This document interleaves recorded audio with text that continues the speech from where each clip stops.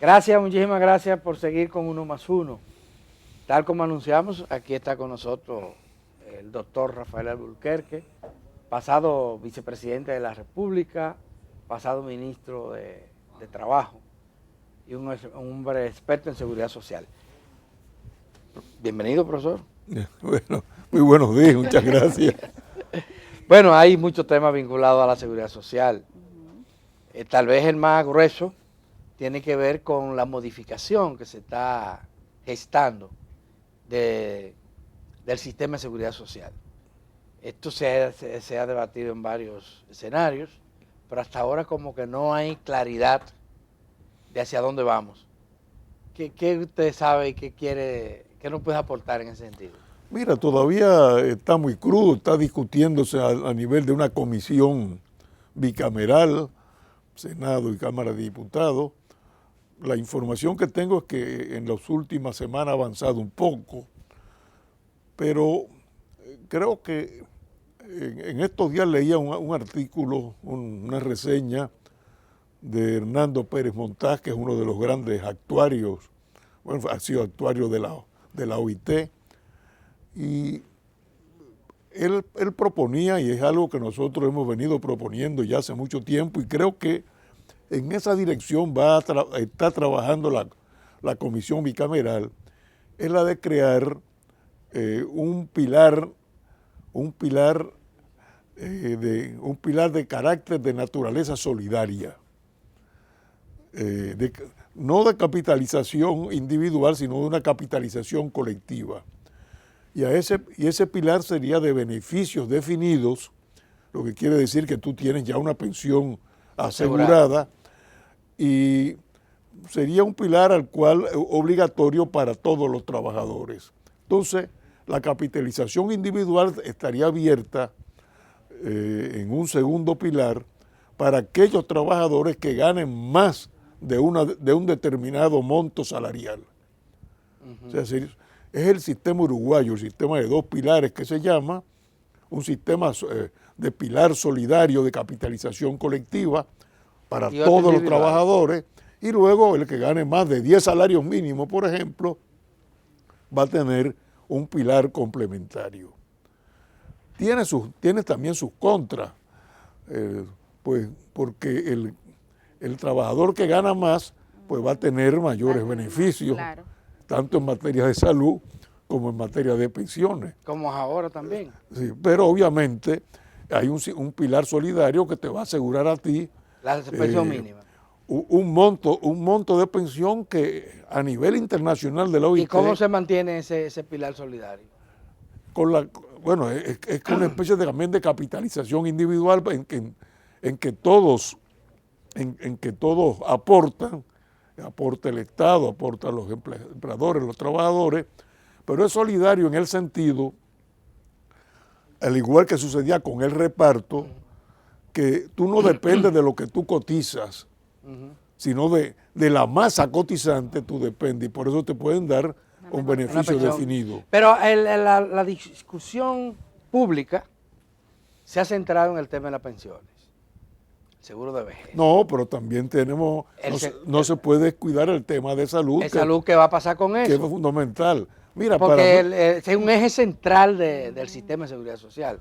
Para mí no va a funcionar con eficiencia y eficacia nunca hasta que no se logre, yo sé que hay muchos intereses en contra, ahí sí hay mucho, hasta que no se logre la atención primaria. Y te digo, hay muchos intereses en contra porque aun cuando yo no fui redactor de la ley, al contrario, estuve en contra de la ley 8701 por una serie de motivos que ahora no habría que decir, pero desde el 2001, cuando se promulgó la ley en el gobierno del PRD, hasta el 2007 no comenzó. El seguro familiar. El seguro familiar de salud no comenzó. A mí me tocó en el 2004, por mandato del presidente Fernández, tratar de ponerlo en ejecución. Y los intereses fueron enormes, los intereses encontrados. Y por fin se logró un acuerdo, pero a base de sacrificar la atención primaria. O sea, por más que se adelantaba, por más que se quería, hubo oposiciones a la atención primaria. Bueno, eso hay que lograrlo. Bueno, ya arrancó, desde el 2007 arrancó. Bueno, ahora vamos a lograr que haya una atención primaria. Claro. Pero ha arrancado y justamente... Porque el gran problema, ¿tú sabes cuál es? El copago. Exactamente. Exacto. Eso iba a decir, o sea, el seguro arrancó, pero arrancó con un problema de origen, fondo. Arrancó sin atención primaria y sin un plan básico de salud. De salud, es porque el plan básico que contemplaba la ley no se aplicó. No, tampoco. Hubo un plan. Entonces hubo dos concesiones para poder llegar a un acuerdo. Que lesionaron el interés de la mayoría. Acuerdo entre ARS, colegio médico y clínica privada. Sí, ahí es que está la cosa. Los prestadores de servicios más las ARS. Claro. Ahí es que está el problema. Ahí tuvo el conflicto, entonces, bueno, ese nudo gordiano tuve yo que deshacerlo, pero a cambio de ciertos sacrificios. Hay ahora, bueno, el país está centrado también en estos temas ahora, porque ya sí nos hemos dado cuenta cuáles son los problemas.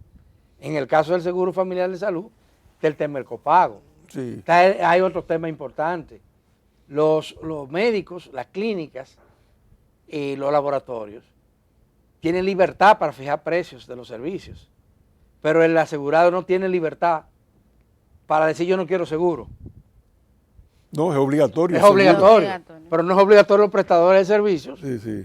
que atiendan los requerimientos del asegurado. Claro. Entonces hay una injusticia. Sí, ahí también hay un... Pero el otro tema, profesor, usted habla de la atención primaria. La atención primaria a la que usted se refiere, y creo que se está refiriendo a la mayoría de la gente, es para el régimen contributivo del Seguro Familiar de Salud.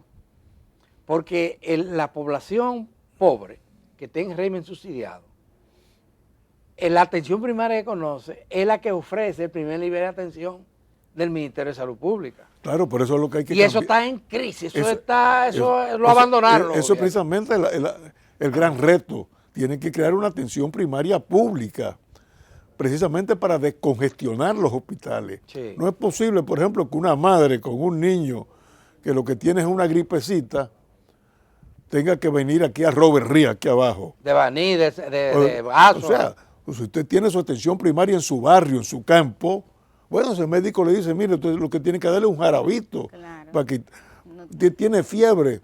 O sea, no, pero tiene que ir a un especialista, que es un problema de los pulmones, una gripe, no, pero tiene que ir donde un neumólogo. Y eso cuesta. Y congestiona los hospitales. ¿A qué usted atribuye el hecho de que los gobiernos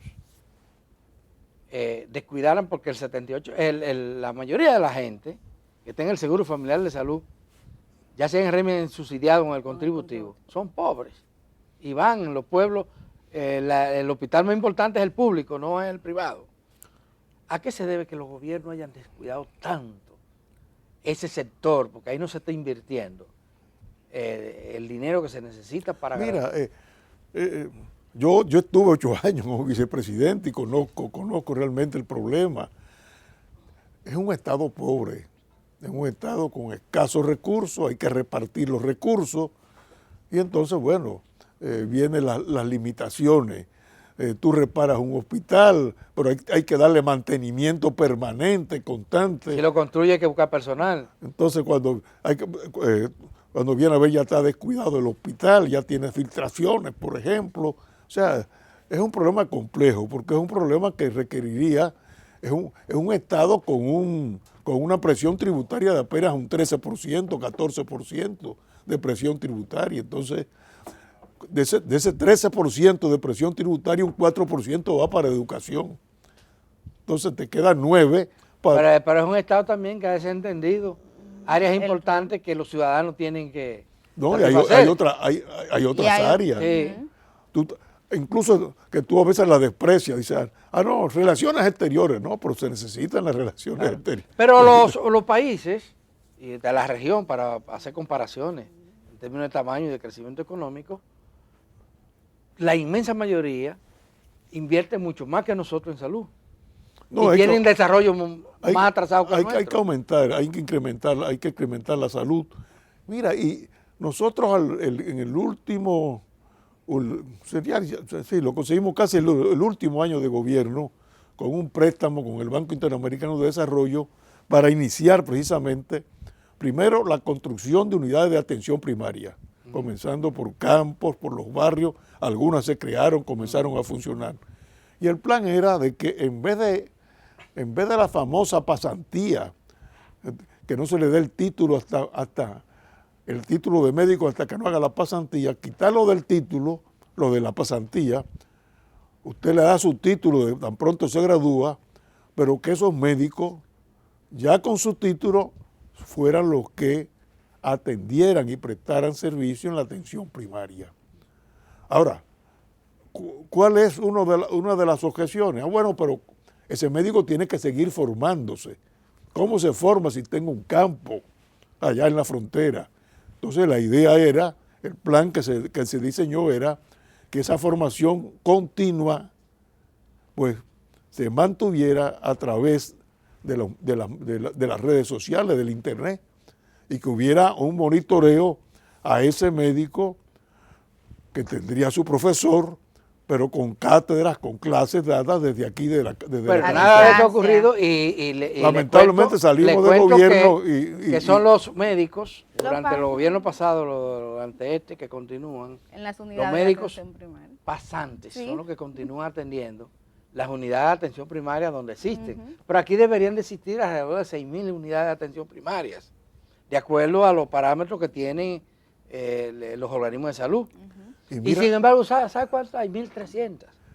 Y la mayoría con muchas deficiencias. Y mira para que tú veas, en la época de la dictadura de Trujillo, había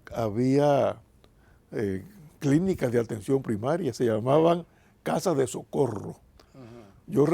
Yo viví en la ciudad colonial pequeño, me rompí la cabeza jugando, y a una cuadra de mi casa estaba el hospital Padre Villini.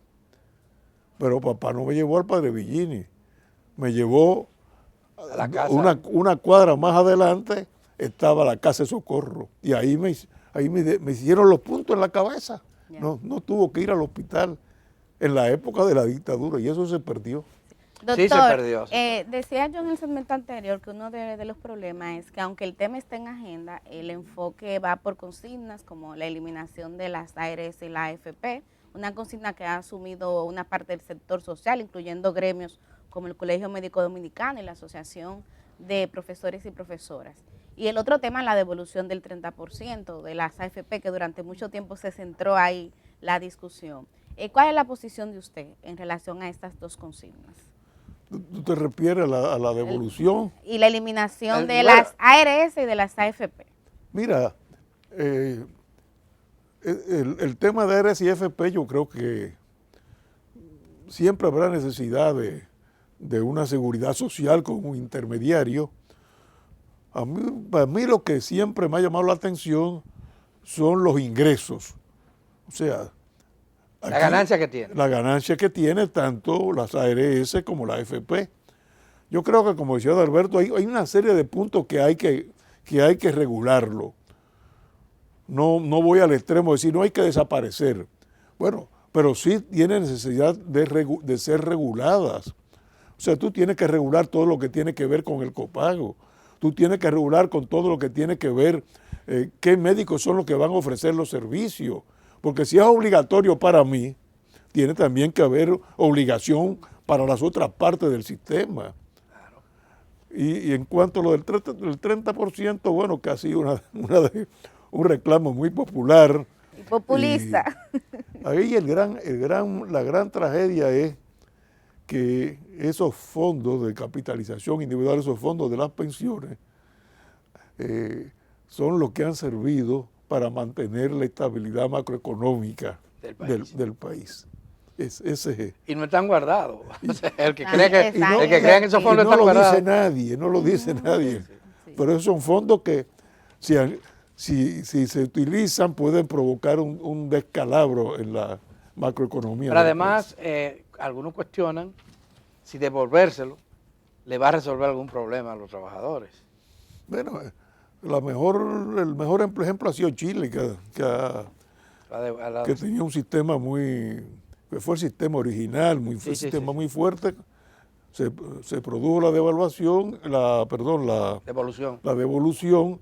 y eso provocó pues Lío. una inflación en Chile, Ya. que hoy anda por el 13%. ¿Usted tiene la esperanza de que va a haber un acuerdo? Yo espero, bueno, hay que seguir. Creo que mañana hay una protesta, una marcha. Yo creo La de los médicos. Yo creo que los ciudadanos tienen que reclamar, tienen que protestar. Los derechos se conquistan, no se son un otorgan. regalo, hay que conquistarlos. Es importante, pero lógicamente, además de la marcha, es necesario precisamente exigirle, reclamarle al gobierno que ya termine los estudios y que se produzca una modificación a la seguridad social, que es lo que todos estamos esperando. Y necesitando.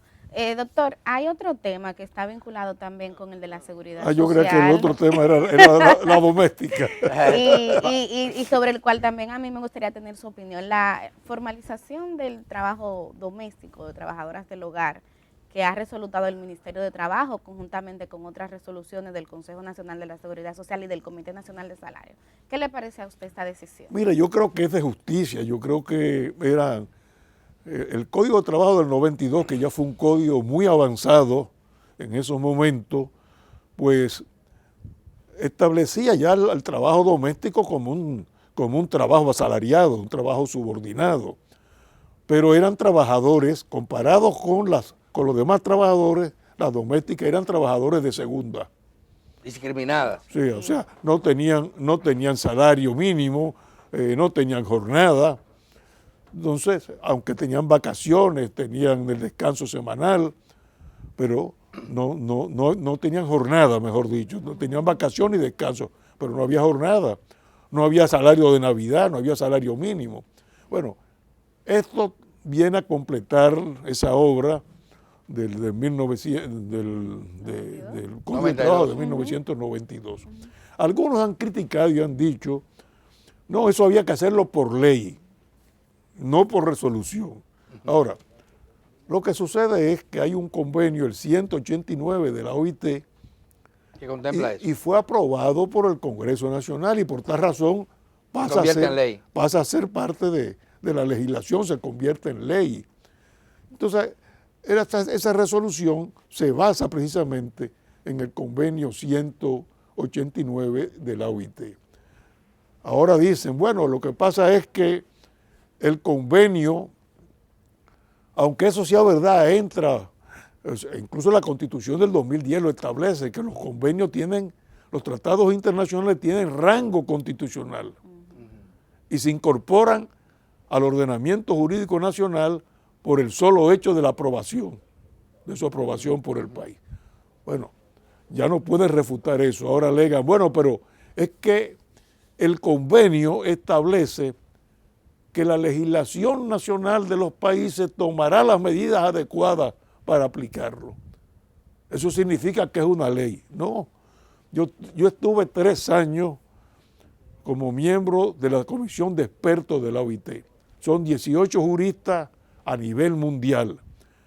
Y esa comisión de expertos se encarga de la aplicación de los convenios por los estados y de la interpretación de los convenios. Cuando se habla de que cada legislación tendrá que establecer la forma de aplicación, no se habla de ley, se habla de legislación de sinónimo de ordenamiento jurídico nacional. Pero usted lo puede aplicar por una ley. Por resolución. Por resolución. Es más, lo puede aplicar por un convenio entre la Asociación de Amas de Casa y el Sindicato de Trabajadoras Domésticas. Hasta por esa vía lo puede aplicar. Porque el convenio es ley de la nación. Entonces lo que ha hecho el ministerio es aplicarlo. Ahora, lo que sí yo advierto es que así como se reguló ahora como un régimen contributivo subsidiado, en que va a aportar también el Estado, hay que buscar también, hay que legislar sobre la forma de aplicación de la ley. Fíjate, a nivel empresarial tienen que estar los inspectores de trabajo visitando las empresas. Aquí van a visitar. Ahora, ¿cómo van a visitar los hogares? el domicilio es inviolable por la Constitución de la Y se República. necesitarían muchos Entonces, inspectores. Porque la estamos hablando de 240.000 y tantas casi 300.000 Trabajadoras. y mal contadas, me Sí, imagino. sí, Contada, hay sí, mucha hombre. información. Así que el problema va a ser la aplicación práctica. ¿Cómo se aplica? ¿Cómo se va a aplicar? Hay, sin embargo, una cantidad, no sabe de qué tamaño, una cantidad significativa de hogares que tienen trabajadoras domésticas y que les respetan sus derechos, aún sin que la ley existiera. Sí. Ah, pero claro que sí. En términos de salario mínimo, de vacaciones. No, y muchas de- pagan más de 10.000 más pesos. porque ¿eh? 10.000 pesos ya es ridículo, sí, ¿verdad? Y es muy difícil que aparezca una mujer que trabaje Sí. 8 horas por 10.000 pesos. Pero hay temas de Sí. todas maneras que tienen que ser aclarados. Como dice nuestro campesino, la carga se arregla en el camino. Camino. Pero, Pero la decisión es positiva. sí, no, De entrada, por ejemplo, tú tienes el caso, el código actual dice que si hay comida y alojamiento, eso representa el 50% del salario.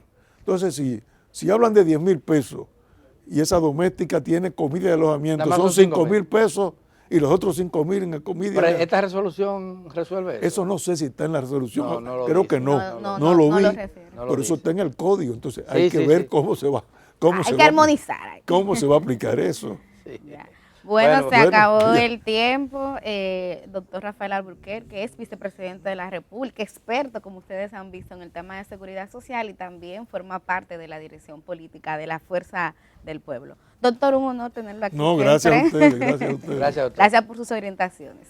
Vamos a la pausa y cuando regresemos, Alberto, llega el economista del momento. Nos referimos al decano Antonio Siriaco. Con él muchos temas que conversar, así que acompáñennos.